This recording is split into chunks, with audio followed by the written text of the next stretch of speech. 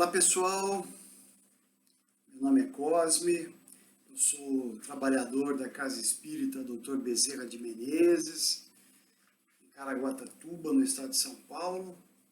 Estamos aqui para mais um encontro nosso. Quero fazer rapidamente alguns avisos. Tá?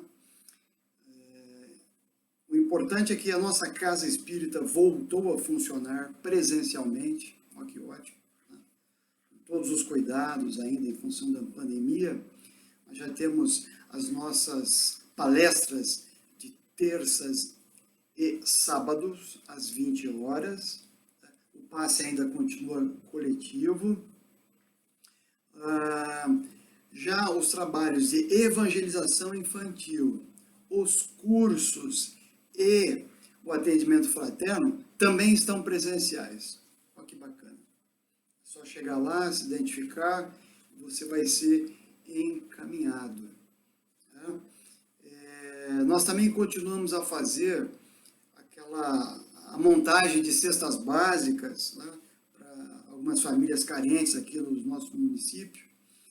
Então, o que você puder contribuir, o que você puder nos ajudar, né, com itens não perecíveis, né, você pode levar lá, inclusive, presencialmente. Né, tem um local lá para você deixar lá esse material. Né, mas eu vou estar divulgando, continuar a divulgar os telefones de contato de cada uma dessas nossas atividades. Tá? E eu quero também aproveitar e pedir para vocês, se possível também, nos ajudar com a arrecadação de brinquedos, né? Brinquedos que estejam em boas condições ainda de uso. Né? A gente já está começando a preparar isso lá para o final do ano, para aquelas crianças também carentes, né? Que a gente possa atingir o maior número possível. Tá legal? Então, vamos agora, nesse momento, fazer a nossa prece de início do trabalho. Vamos elevar o nosso pensamento a Deus, a Jesus, a todo o plano espiritual, e agradecer ao Pai amado por essa oportunidade de estarmos aqui, né, mesmo que de forma remota, mas de corações unidos, de mentes unidas, para que possamos estudar um pouco o vosso Evangelho, para que podemos estudar a doutrina espírita, essa grande revelação que nos foi dada. Então, assim, Pai amado, pedimos a vossa permissão para darmos início a esse encontro. Que assim seja, graças a Ti, graças a Jesus. Amém. Então, pessoal, vamos lá para mais um encontro nosso. Tá? E hoje, nós vamos falar uma coisa um pouco diferente, né? Nós vamos, a bem da verdade, nós vamos falar sobre a responsabilidade, a trajetória, as dificuldades, né, que o nosso querido Allan Kardec teve diante dos fatos todos que ele passou, né, até a conclusão do Livro dos Espíritos. Né? E aí, desde já, a gente pode começar a pensar assim, nós estamos já em maio, né? Em maio. E dia 1º, o último agora, a gente comemora, né, o Dia do Trabalho, o Dia do Trabalhador. Eu me apresentei como trabalhador da casa, né? E é interessante que o trabalho, né,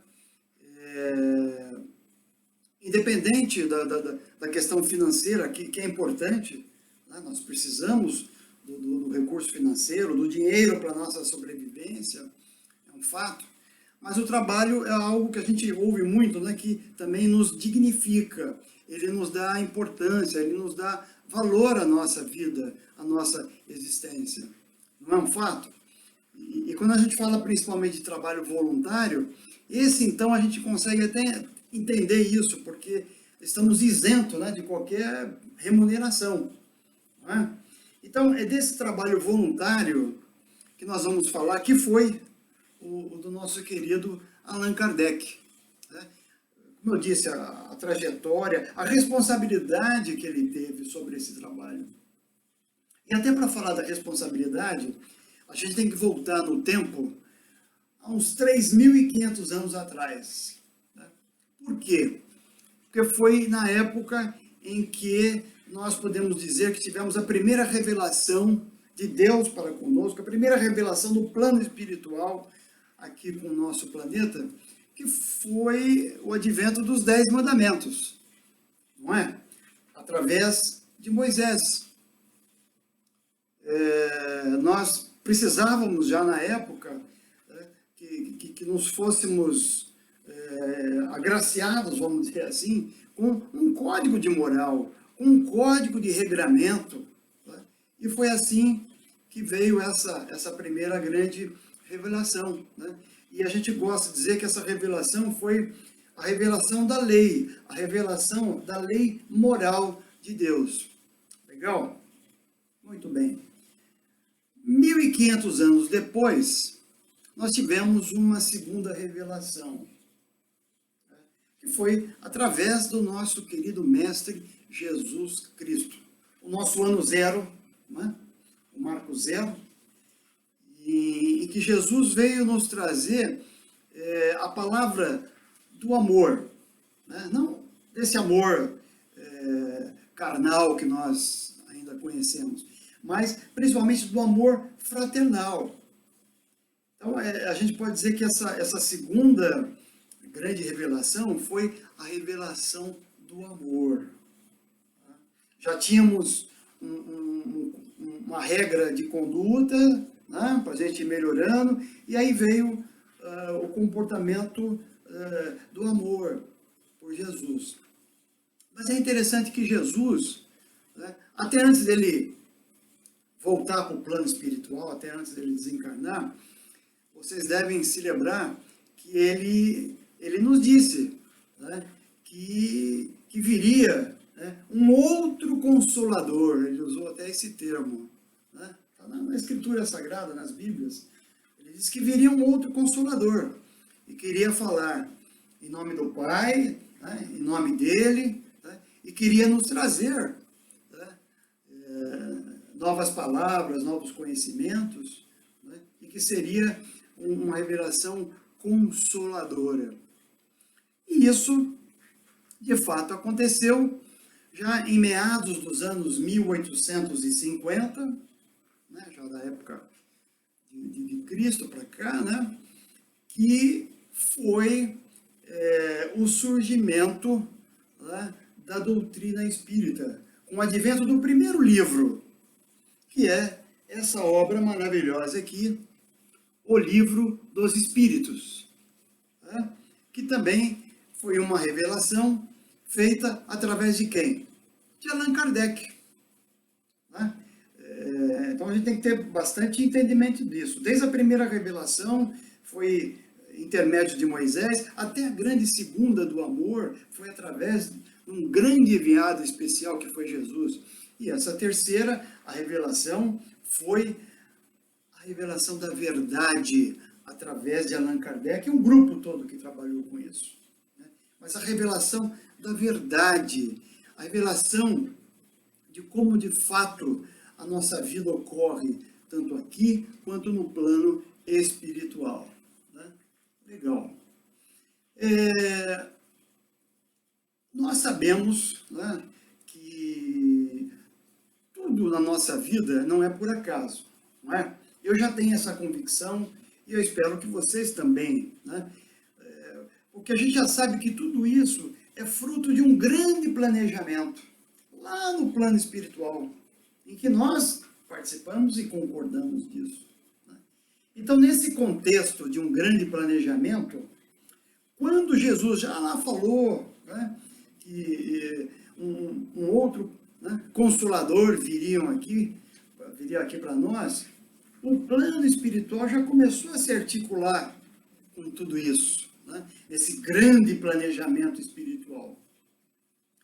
E é evidente que para isso foi necessário que muitos espíritos importantes da nossa história, para a cultura, para a educação, para a ciência, eles começaram a reencarnar, começaram a nascer aqui, né? Naquela época que eu estou dizendo aí, dos anos de 1800, meados de 1700, né? E eu arrisco dizer já um nome, né? Johann Pestalozzi. Você já deve ter ouvido falar, né? Pestalozzi, Instituto Pestalozzi, a metodologia do Pestalozzi de ensino, né? Vocês devem falar, poxa, mas Costa, nós vamos falar de Allan Kardec ou de Pestalozzi? Mas vocês vão entender como as coisas vão se encaixando quando eu falo desse planejamento espiritual. Então, nasce, né, praticamente no final dos anos de 1700, Pestalozzi. E Pestalozzi, ele era um educador, né, um educador em que ele começou a observar e ficou preocupado com aquelas crianças, né, ele nasceu na Suíça, né, e já observava isso lá na Suíça, de crianças pobres que não tinham acesso à cultura, à educação. Então, ele preocupado com isso, ele montou o instituto dele, né, no início com aproximadamente 50 crianças pobres, mas ele ele tinha uma metodologia diferente, né? Ele usava uma metodologia intuitiva e que tinha a participação das crianças, né? Tinha um respeito com as crianças, tinha amor no trato com as crianças. Muito diferente do que era na época, né? Onde o professor tinha, vamos dizer assim, o poder, ele tinha autoridade, e muitas vezes as crianças tinham que aprender até pelo medo. E Pestalozzi percebeu que aquilo não era legal, e principalmente com as crianças pobres. O fato é que isso deu tão certo que Pestalozzi foi até convidado para outras cidades, outros países, né, para levar essa metodologia.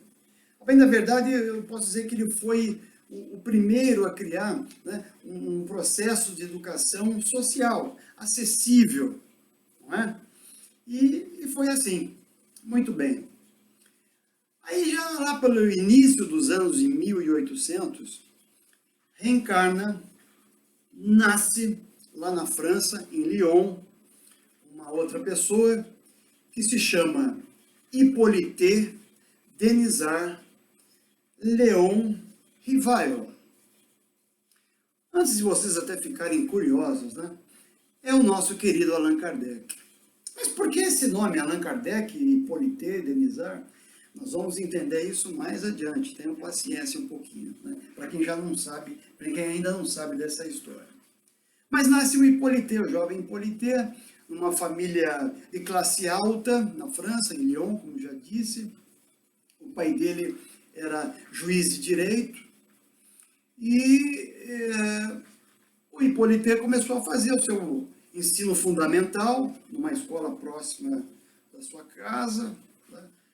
O ensino era de 4 anos, né? Então dos 6 até os 10 anos de idade, ele foi muito bem lá, mas o pai e a família já observava que ele tinha uma inteligência um pouco acima do normal das crianças da época. Já percebiam que ele tinha algo diferente.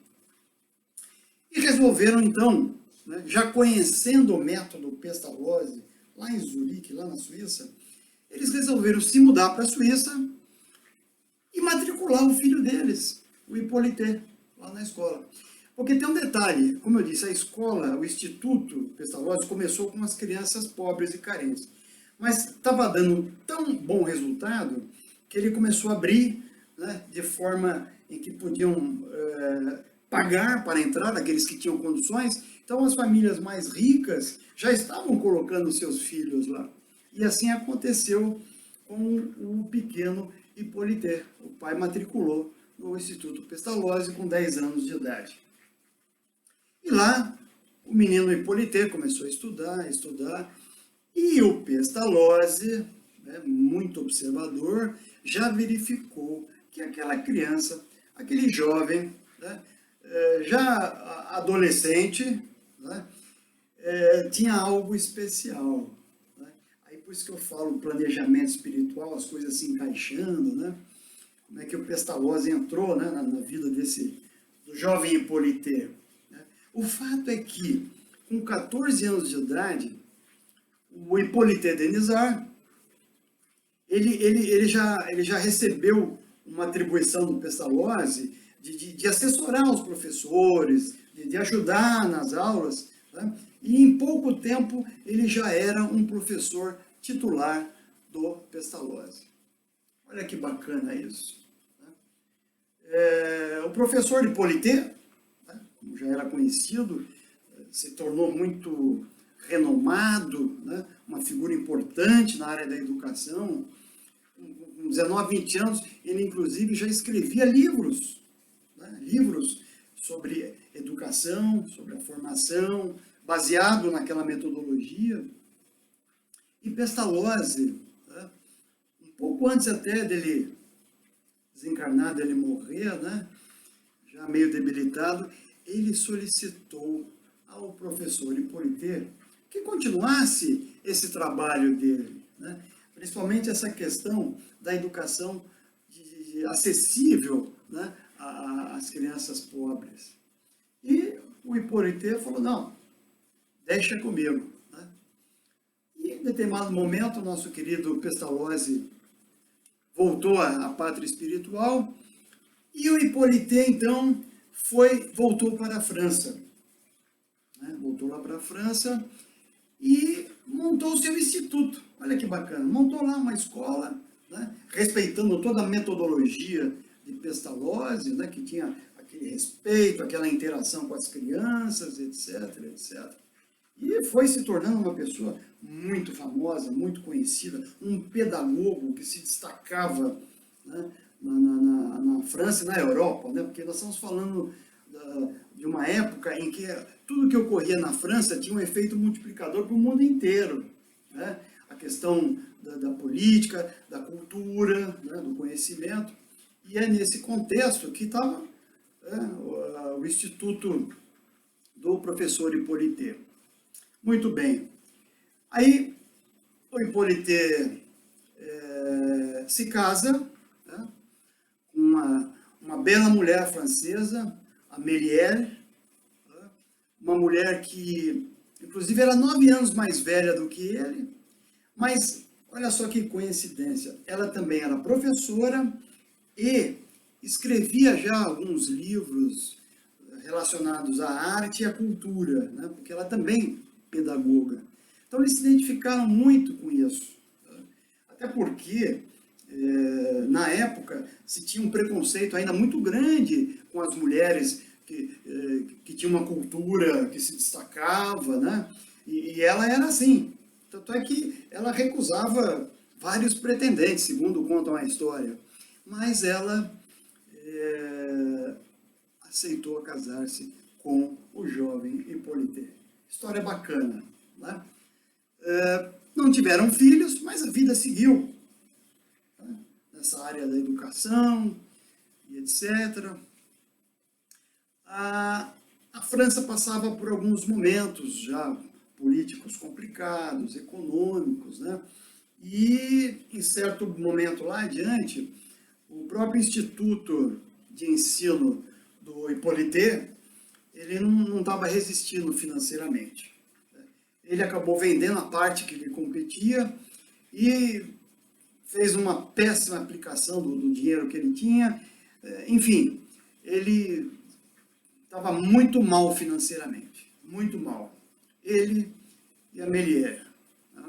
Mas o Hippolyte, ele é um cara que ele falava 5 idiomas.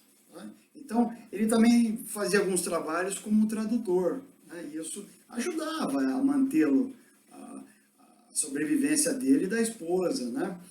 Ele também começou a trabalhar fazendo a contabilidade de algumas pequenas empresas, de pessoas que conheciam ele, né? E até isso ele fazia, a contabilidade. Né? Mas, certo momento, o professor Hippolyte começou a receber informações de algumas coisas que estavam acontecendo lá nos Estados Unidos. Né? Um episódio de uma família das irmãs Fox, muito conhecido pela doutrina, né? Mas quem está nos ouvindo pela primeira vez, era uma história de que essas irmãs, essas duas irmãs, elas ouviam pancadas nas suas casas, nas paredes, né? Elas ouviam pancadas. E segundo as pessoas que pesquisavam aquilo, eram manifestações de espíritos que porventura teriam morado naquela casa. Isso chegou aos ouvidos, né, de Hippolyte, do professor. E ele, um pedagogo preocupado com a educação das crianças, eram adolescentes, né? Ele ficou atento àquilo. Em seguida começou um outro movimento que o pessoal chamou, e a gente conhece até hoje, de mesas girantes. Lá nos Estados Unidos, e tão logo chegou na França. O que acontecia nisso? As pessoas sentavam-se em volta das mesas e invocavam a presença de espíritos, né? E eles respondiam através de giros, de toques, de batidas, né? De códigos estabelecidos pelas pessoas, de sim ou de não, ou de um abecedário ali. Enfim, o Hippolyte ficou sabendo disso. A princípio, até ele, muito estudioso, ele até aceitava a questão das mesas girantes, vamos dizer assim, porque ele acreditava na questão do magnetismo, que podia fazer esse movimento. Mas as respostas que as mesas davam, isso intrigava o Hippolyte, porque a mesa não tinha inteligência. Aí o que ele foi fazer? Ele foi presencialmente em vários desses encontros, em vários. Né? Aí ele deu um tom diferente para isso, porque até então, olha só, essas mesas girantes era uma coisa, uma curiosidade, era uma diversão das pessoas. Ocorria, por exemplo, na França, após os sarais, onde as pessoas ouviam as músicas e as apresentações, e aí eles sentavam em volta da mesa, as pessoas, e faziam essas invocações. Mas ele começou a participar e dando um outro tom, né? Fazendo perguntas mais científicas, perguntas mais religiosas, né? Perguntas mais sérias, vamos dizer assim. E as respostas foram do mesmo nível. Isso foi intrigando o Hippolyte. Outra coisa que ele notou, que as mesmas perguntas que ele fazia para locais diferentes, médiums e mesas diferentes, as respostas eram basicamente as mesmas. Que curioso. Mas ele também observaram que até a caligrafia das pessoas eram diferentes. Então, as mesmas perguntas, caligrafias diferentes, locais diferentes, mas as respostas eram as mesmas. Aí ele falou, não, peraí, eu tenho que investigar. Ele, como um pedagogo conhecido, né, ele investigava a verdade, porque a metodologia que ele aprendeu com Pestalozzi era de levar a verdade para as crianças. Então ele não podia deixar de assim raciocinar. Aí ele foi a fundo, começou a pesquisar, fazer os seus apontamentos e anotações, né? Até que certo momento ele, fazendo esse trabalho no escritório que ele tinha, onde ele fazia lá a contabilidade dele, ele começou a ouvir também batidas. Ele ouvia batidas. E ele até no intuito de tentar se comunicar com esses espíritos, chegou até tentar saber qual era o nome do espírito, mas ele não recebeu retorno algum, não viu nada. Ele acabou chamando aquele espírito de espírito da verdade. O espírito da verdade. E o interessante é que, aí ele começando a participar dos outros trabalhos, com várias famílias, vários encontros com médiuns, né? Ele recebia informações desse espírito como espírito da verdade. E até que ele resolveu, né, de forma intuitiva e a orientação dos espíritos, de escrever um livro. E aí eu quero abrir um parênteses bem rápido aqui. Alguém pode falar assim, mas poxa, por que ele já não, ele mesmo não escrevia, não era psicógrafo, não via os espíritos? Porque não era para que ele tivesse essa característica mediúnica. Ele tinha que ter essa interação com outras pessoas, essa outra participação. Então assim ocorreu. E aí ele começou a escrever o livro. Mas tinha coisas assim que a espiritualidade mandava para ele através dos médios assim, olha, no seu primeiro capítulo, em determinado parágrafo, você pode melhorar um pouco aquele texto. E ele, poxa, ele ia verificar e realmente merecia uma revisão daquilo. Aí ele percebeu, inclusive, que ele não estava só, que aquele livro estava sendo, inclusive, acompanhado e monitorado por todo o plano espiritual. Legal. Muito bem. Escreveu o livro, legal. Precisa dar um nome para o livro, não é? Nada mais lógico do que o livro dos Espíritos. Né? Porque foi através dos Espíritos, com os médios, que ele recebia as informações. Legal? Ele precisava dar um nome de um autor para esse livro. Mas o Hippolyte, preocupado com que as pessoas não se confundissem com os livros de instrução, de cultura, de educação que ele fazia, né? Isso já o preocupava. Né? Ele recebeu também uma orientação do plano espiritual que utilizasse um cognome, que era Allan Kardec. Agora nós entendemos. Né? E que Allan Kardec teria sido o nome dele em outra reencarnação. Beleza, né? Livro pronto. Já tem o título, já tem o autor. Precisa publicar. Só que ele não tinha dinheiro. Agora já podemos falar o Allan Kardec ou Hippolyte. Não é? Ele não tinha dinheiro. Mas ele conseguiu um sócio e conseguiu aí fazer a edição desse livro. Né? Tudo resolvido? Tinha mais dificuldade pelo caminho. Né? A França vivia momentos políticos complicados, religiosos, né? Existia um movimento na época, o que nós sabemos, conhecemos hoje, da Inquisição. Assim, resumidamente, em que as pessoas na época que pensavam, falavam, se manifestavam de forma diferente do que a igreja, eram considerados como bruxos e eram queimados em fogueira. Gente, isso aconteceu. Além das pessoas, o material que eles produziam também era queimado. E Allan Kardec tinha que passar por tudo isso para divulgar essa obra maravilhosa aqui. Tá? Mas ele conseguiu. Ele conseguiu superar todas essas dificuldades, assumiu essa responsabilidade e está aqui essa maravilha, né? Esse livro que mudou a história e a vida do mundo e de muitas pessoas.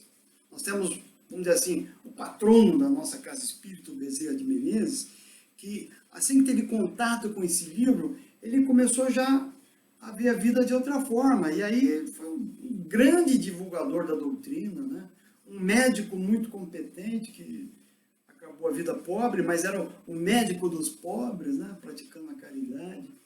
Enfim, a gente aqui já vai encerrando esse nosso bate-papo hoje, porque muitas vezes a gente pega um livro, né, da prateleira e não sabe a dificuldade que ele teve para ser preparado, redigido, seja qualquer livro. Está lá fácil, né? A gente pega e lê. Mas esse aqui tem essa história muito importante para nós. E é um livro que aqui nós encontramos 1019 perguntas. Mas é um livro que aqui nós encontramos respostas para as nossas dores, respostas para os nossos sofrimentos ou até para as nossas alegrias, onde nós encontramos respostas verdadeiras para a nossa vida.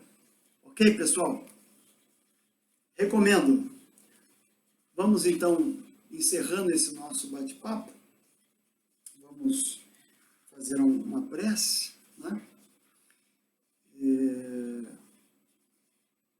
Vamos mais uma vez agradecendo ao nosso Pai, a Deus e a Jesus, para que nos desse essa intuição, essa oportunidade de estarmos hoje refletindo sobre um livro tão importante para as nossas vidas, né?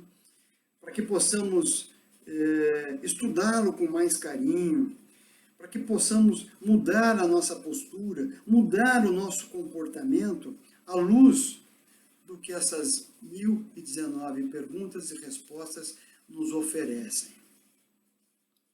Então, assim, Pai amado, vamos pedindo permissão para encerrar temporariamente esse nosso encontro e que possamos estar tão logo juntos para refletir sobre essa doutrina maravilhosa. Que assim seja, graças a Deus e graças a Jesus. Gente, obrigado pela paciência, né? Que vocês tenham uma boa leitura desse livro. Um beijo no coração de vocês. Tchau!